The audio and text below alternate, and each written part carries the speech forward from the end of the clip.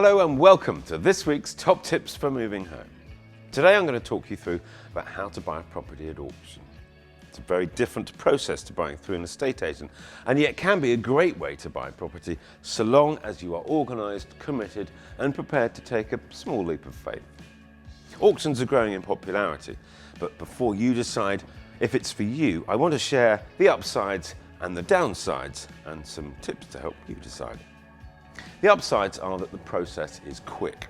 Great news if you want to avoid a drawn-out negotiation process where the seller can't seem to make up their mind.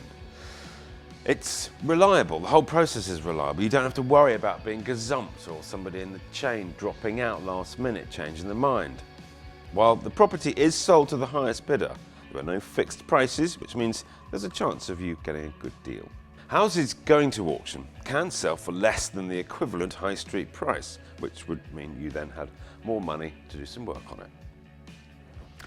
The inevitable downsides are that if you're outbid, it can be pretty disheartening and a bit of a waste of time. But properties sold at auction often require some level of refurbishment or renovation. So if you haven't got an appetite for this, maybe auctions aren't for you. There's also a risk that you could get carried away on the day and bid on something that you can't actually afford. If you win, you'll have to pay a deposit and then the rest of the money later. So make sure you only bid on what you know you can afford. Goes without saying, really.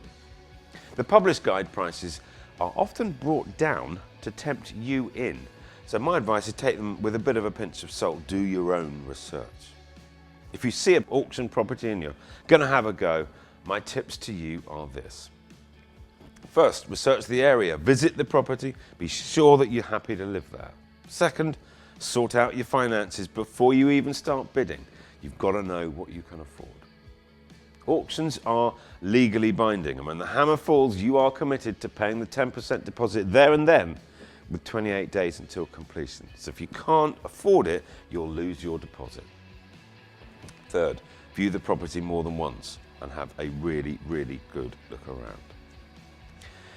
Fourth, read the small print in all of the paperwork. Hire a solicitor to study it on your behalf in advance. Fifth, have a survey. As mentioned before, most auction properties need some sort of refurbishment, so make sure you find out in advance if there's any hidden issues. If you're serious about an auction property, I would get yourself a MoveiQ property report.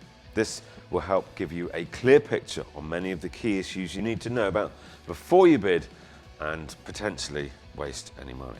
For details about the report, they're available on our website at MoveiQ.co.uk.